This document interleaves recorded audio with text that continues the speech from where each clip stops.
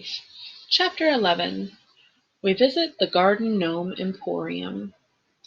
In a way, it's nice to know there are Greek gods out there because you have somebody to blame when things go wrong. For instance, you're walking away from a bus that's just been attacked by monster hags and blown up by lightning, and it's raining on top of everything else. Most people might think that it's just really bad luck. When you're a half-blood, you understand that some divine force is really just trying to mess up your day. So there we were, Annabeth and Grover and I, walking through the woods along the New Jersey riverbank, the glow of New York making the night sky yellow behind us, and the smell of the Hudson reeking in our noses. Grover was shivering and braying, his big goat eyes turned slit-pupiled and full of terror. 3 kindly ones, all at once! I was pretty much in shock myself. The explosion of the bus window still rang in my ears, but Annabeth kept pulling us along, saying, "Come on! The further away we get, the better." "All our money was back there," I reminded her. "Our food and clothes, everything." "Well, maybe if you hadn't decided to jump into the fight." "What did you want me to do? Let you get killed?" "You didn't need to protect me, Percy. I would have been fine." "Sliced like sandwich bread," Grover put in, "but fine." "Shut up, goat boy," said Annabeth. Grover brayed mournfully. "Tin cans. A perfectly good bag of tin cans." We sloshed across mushy ground, through nasty twisted trees that smelled like sour laundry. After a few minutes, Annabeth fell into line next to me. "Look, her voice faltered. "I appreciate your coming back for us, okay? That was really brave." "We're a team, right?" She was silent for a few more steps. "It's just that if you died, aside from the fact that it would really suck for you, it would mean my quest was over. This may be my only chance to see the real world." The thunderstorm had finally let up. The city glow faded behind us, leaving us in almost total darkness. I couldn't see anything of Annabeth except a glint of her blonde hair. "You haven't left Camp Half-Blood since you were 7?" I asked her. "No, only short field trips. My dad—" "The history professor?"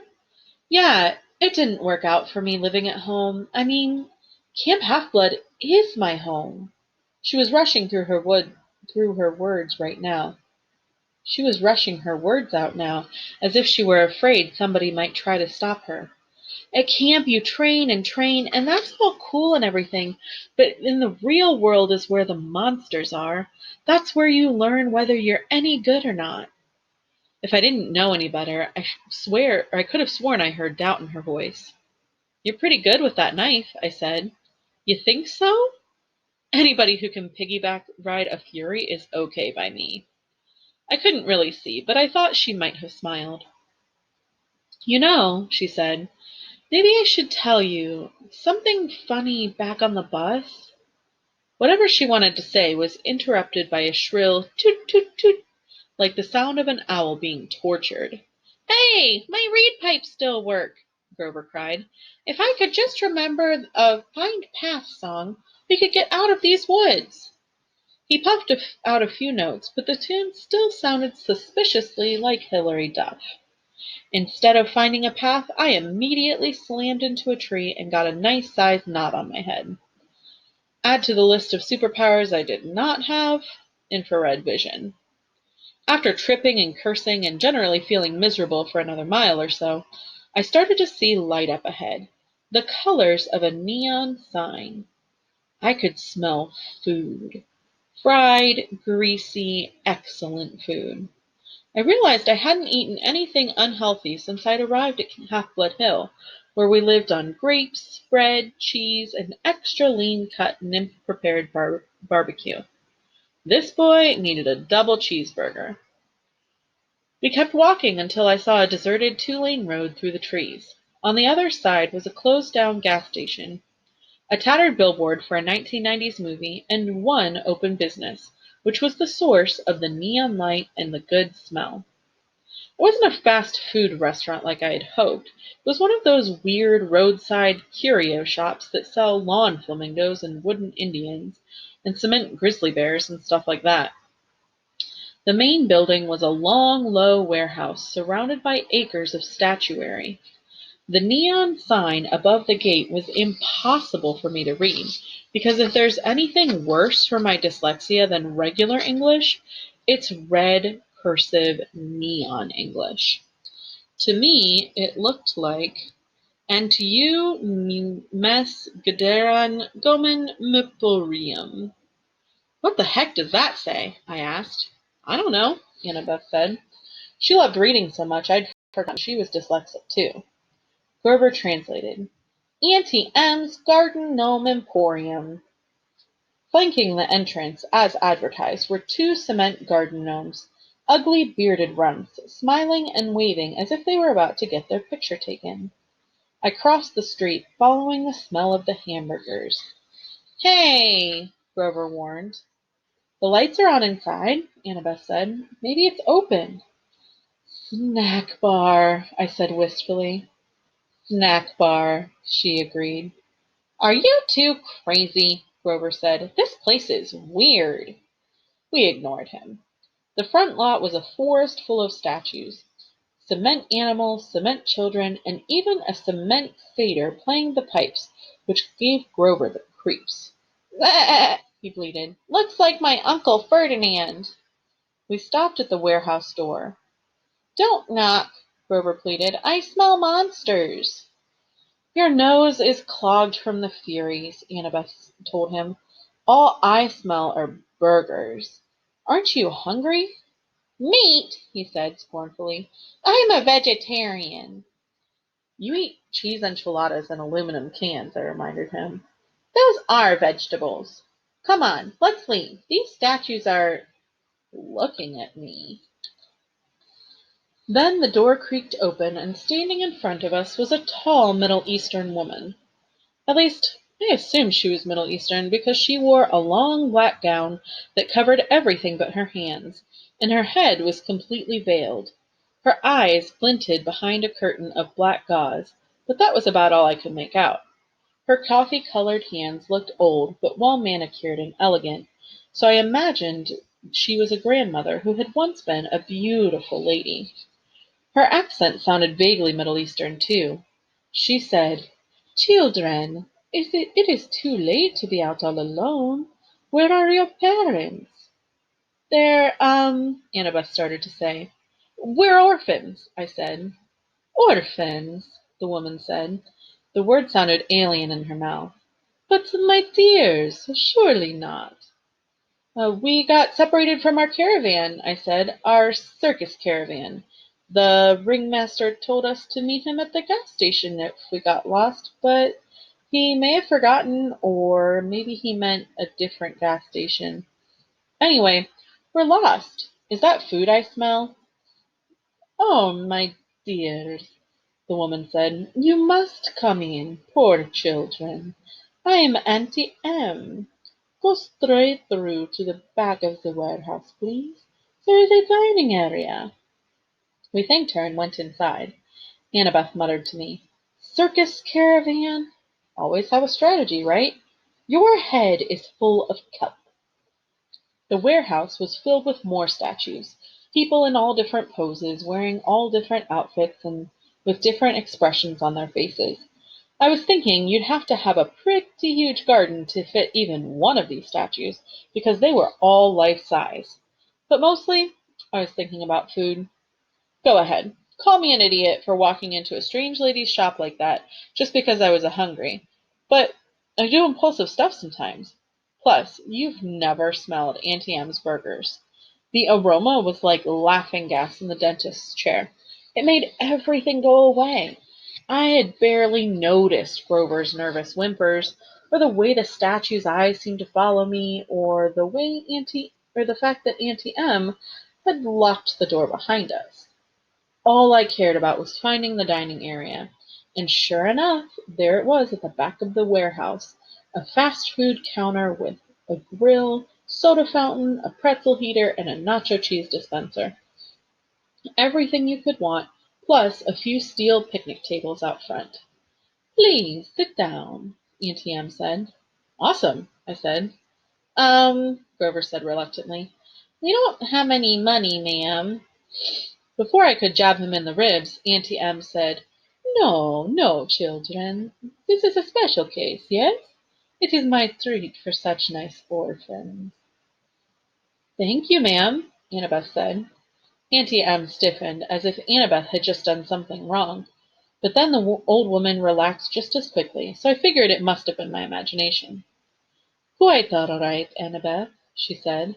You have such beautiful gray eyes, child.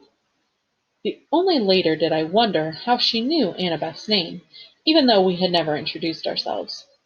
Our hostess disappeared behind the snack counter and started cooking.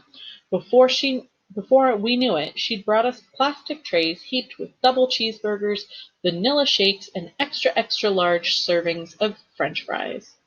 I was halfway through my burger before I remembered to breathe. Annabeth slurped her shake. Grover picked at the fries and eyed the tray's waxed paper liner as if he might go for that, but he still looked too nervous to eat. What's that hissing sound? He asked. I listened, but I didn't hear anything. Annabeth shook her head. Hissing? Auntie Em said. Perhaps you hear the deep fryer oil. You have keen ears, Grover. I take vitamins for my ears. That's admirable, she said, but please, relax. Auntie Em ate nothing. She hadn't taken off her headdress, even to cook, and now she sat forward and interlaced her fingers and watched us eat.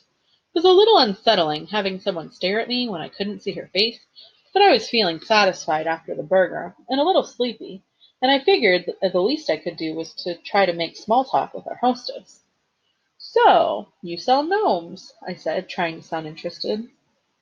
Oh, yes, Auntie Em said, and animals and people, anything for the garden. Custom orders? Statuary is very popular, you know. A lot of business on this road? No, not so much, no. Since the highway was built, most cars, they do not go this way now. I must cherish every customer I get. My neck tingled as if else was looking at me. I turned, but it was just a statue of a young girl holding an Easter basket. The detail was incredible, much better than you'd see in most garden statues. But something was wrong with her face. It looked as if she was startled, or even terrified.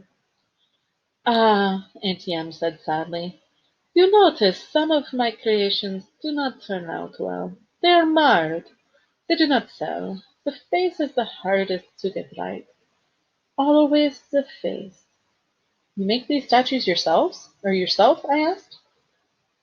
Oh, yes. Once upon a time I had two sisters to help me in the business, but they have passed on, and Auntie Em is alone. I only have my statues. This is why I make them, you see. They are my company.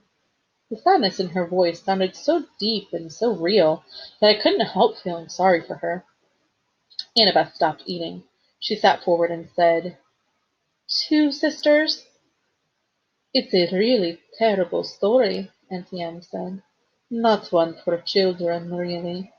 You see, Annabeth, a bad woman was jealous of me long ago when I was young.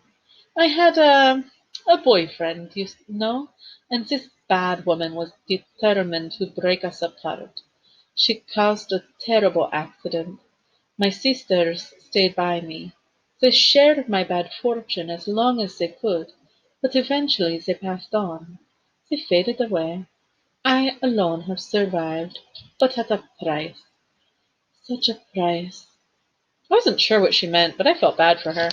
My eyelids kept getting heavier, my full stomach making me sleepy. Poor old lady. Who would want to hurt somebody so nice? Percy? Annabeth was shaking me to get my attention. Maybe we should go. I mean, the ringmaster will be waiting. She sounded tense. I wasn't sure why. Grover was eating the wax paper off the tray now, but if Auntie Em found that strange, she didn't say anything. Such beautiful gray eyes, Auntie Em told Annabeth again.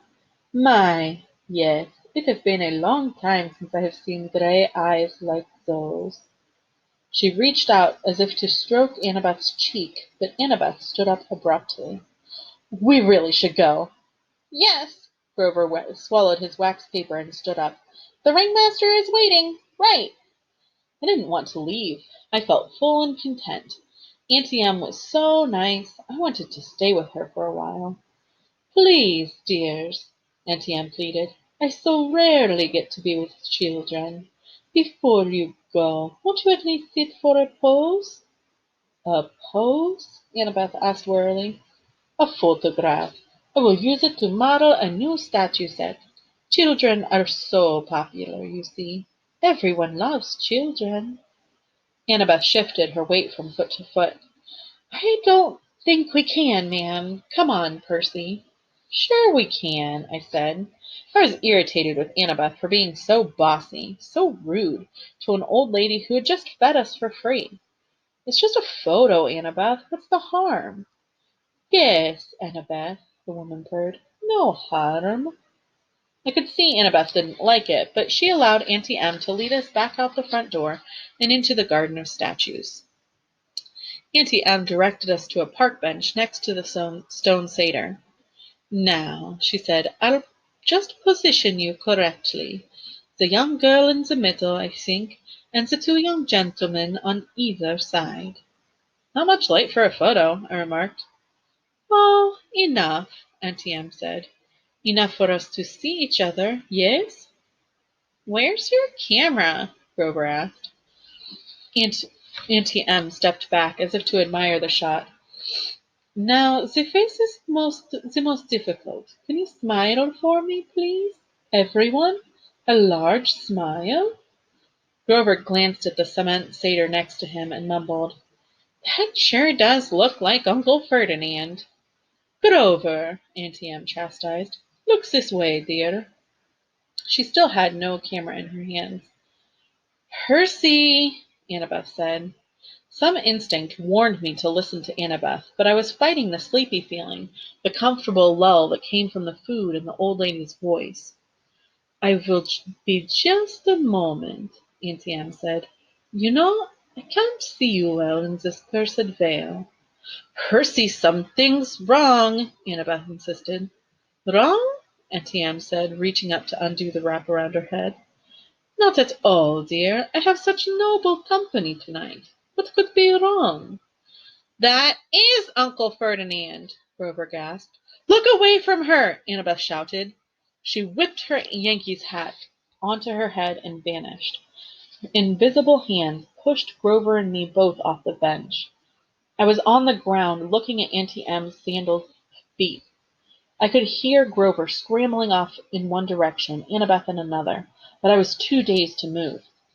When I heard a strange rasping sound above me, my eyes rose to Auntie Em's hands, which had turned gnarled and warty, with sharp bronze talons for fingernails. I almost looked higher, but somewhere off to my left, Annabeth screamed, No! Don't!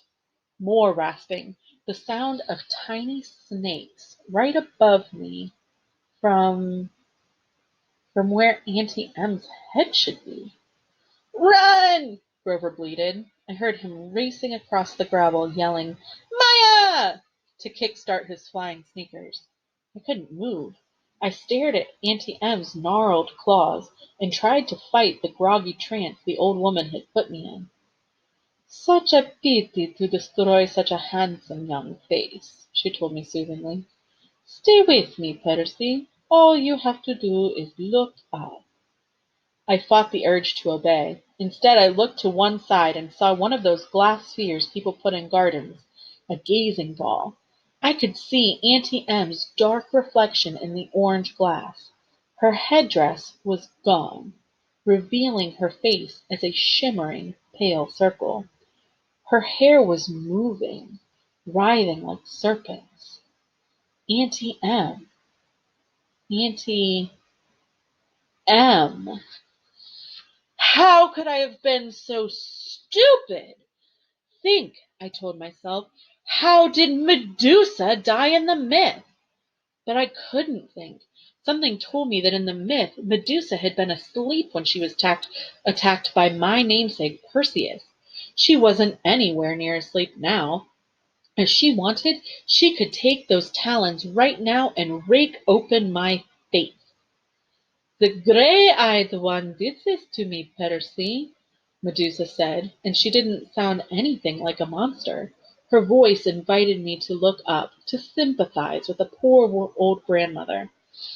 Annabeth's mother, this cursed Athena, turned me from a beautiful woman into this. Don't listen to her, Annabeth's voice shouted somewhere in the statuary. Run, Percy! Silence! Medusa snarled. Then her voice modulated back into a comforting purr. You see why I must destroy the girl, Percy. She is my enemy's daughter. I shall crush her statue to dust. But you, dear Percy, you need not suffer. No, I muttered. I tried to make my legs move. Do you really want to help the gods? Medusa asked. Do you understand what awaits you on this foolish quest, Percy? What will happen if you reach the underworld? Do not be a pawn of the Olympians, my dear. You would be better off as a statue. Less pain. Less pain. Percy! Behind me I heard a buzzing sound like a 200-pound hummingbird in a nosedive. Grover yelled, Duck! I turned, and he was in the night, and there he was in the night sky, flying from 12 o'clock with his winged shoes fluttering. Grover holding a tree branch the size of a baseball bat. His eyes were shut tight, and his head twitched from side to side. He was navigating by ears and nose alone. Duck! He yelled again. I'll get her! That finally jolted me into action. Knowing Grover, I was sure he'd miss Medusa and nail me. I dove to one side. Thwack! At first I figured it was the sound of Grover hitting a tree. Then Medusa roared with rage. You miserable satyr, she snarled. I'll add you to my collection. That was for Uncle Ferdinand, Grover yelled back. I scrambled away and hid in the statuary while Grover swooped down for another pass. Kerwhack! Ah! Medusa yelled, her snake hair hissing and spitting. Right next to me, Annabeth's voice said, Percy! I jumped so high my feet nearly cleared a garden gnome. Jeez, don't do that! Annabeth took off her Yankee cap and became visible. You have to cut her head off. What? Are you crazy? Let's get out of here. Medusa is a menace. She's evil. I'd kill her myself, but Annabeth swallowed as if it was hard for her to make this admission. But you've got a better weapon. Besides, I'll never get close to her. She'd slice me to bits just because of my mother. You've got a chance. What? I can't. Look, do you want her turning more innocent people into statues? She pointed to a pair of statue lovers, a man and woman with their arms around each other, turned to stone by the monster. Annabeth grabbed a green gazing ball from a nearby pedestal. A polished shield would be better. She studied the sphere critically. The convexity will cause some distortion. The reflection size should be off by a factor of... Would you speak English? I am! She tossed me the glass ball. Just look at her in the glass. Never look at her directly. Hey, guys, Grover yelled somewhere above us. I think she's unconscious. Roar! Maybe not, Grover corrected. He went in for another pass with the tree branch. Hurry, Annabeth told me. Grover's got a great nose, but eventually he'll crash.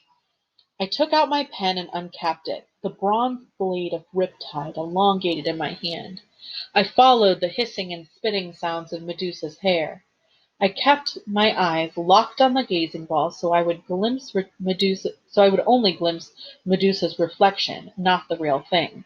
Then, in the green-tinted glass, I saw her. Grover was coming in for another turn at bat, but this time he flew a little too low. Medusa grabbed the stick and pulled him off course. He tumbled through the air and crashed into the arms of a stone grizzly bear with a painful oof.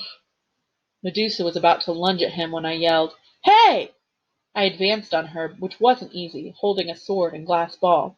If she charged, I'd have a hard time defending myself. But she let me approach. 20 feet, 10 feet. I could see the reflection of her face now. Surely it really wasn't that ugly. The green swirls of the gazing ball must be distorting it, making it look worse. "You wouldn't harm an old woman, Percy," she crooned. "I know you wouldn't." I hesitated, fascinated by the face I saw reflected in the glass, the eyes that seemed to burn straight through the green tint, making my arms go weak. From the cement grizzly, Grover moaned, "Percy, don't listen to her." Medusa cackled. "Too late." She lunged at me with her talons. I slashed up with my sword and heard a sickening schlock, then a hiss like wind rushing out of a cavern, and the sound of the monster disintegrating. Something fell to the ground next to my foot. It took all my willpower not to look. I could feel warm ooze soaking into my sock, little dying snake heads tugging at my shoelaces. "Oh, yuck," Grover said. His eyes were still tightly closed, but I guess he could hear the thing gurgling and steaming. "Mega yuck." Annabeth came up next to me, her eyes fixed on the sky. She was holding Medusa's black veil. She said, "Don't move." Very, very carefully, without looking down, she knelt and draped the monster's head in black cloth, then picked it up. It was still dripping green juice. "Are you okay?" she asked me, her voice trembling. "Yeah," I decided, though I felt like throwing up my double cheeseburger. Why didn't why didn't the head evaporate?" "Once you sever it, it becomes a spoil of war," she said. "Same as your minotaur horn. But don't unwrap the head. It can still petrify you." Grover moaned as he climbed down from the grizzly statue. He had a big welt on his forehead. His green rasta cap hung from one of his little goat horns, and his fake feet had been knocked off of his hooves. The magic sneakers were flying aimlessly around his head. "The Red Baron," I said. "Good job, man." He managed a bashful grin.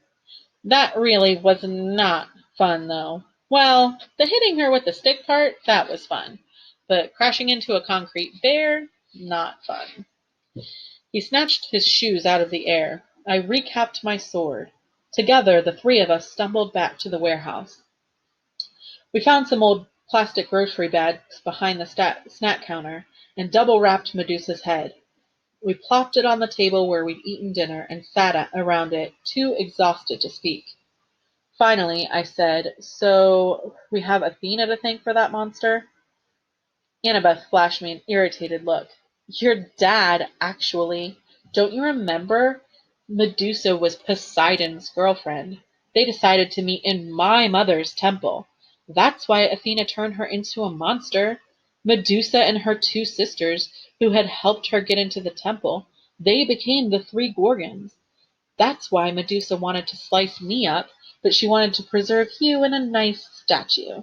She's still sweet on your dad. You probably remind her of him." My face was burning. "Oh, so now it's my fault we met Medusa?"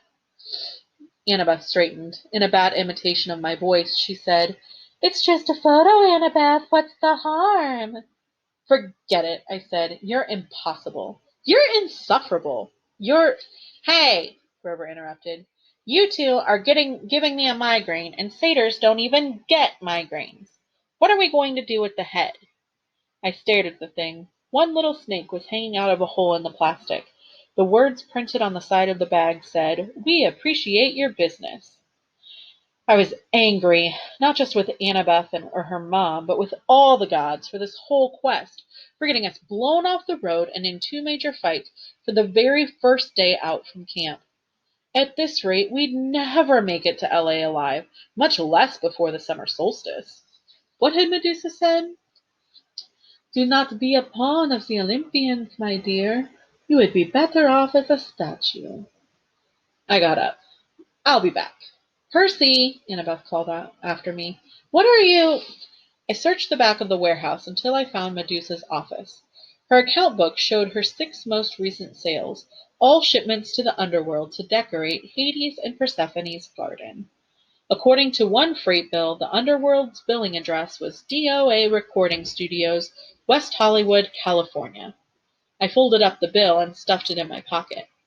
In the cash register, I found $20, a few golden drachmas, and some packing slips for Hermes Overnight Express, each with a little leather bag attached for coins. I rummaged around the rest of the office until I found the right size box.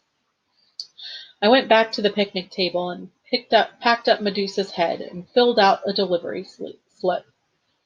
To the gods, Mount Olympus, 600th floor, Empire State Building, New York, New York. With best wishes, Percy Jackson. They're not going to like that, Grover warned. They'll think you're impertinent. I poured some golden drachmas into the pouch. As soon as I closed it, there was a sound like a cash register. The package floated off the table and disappeared with a pop. I am impertinent, I said.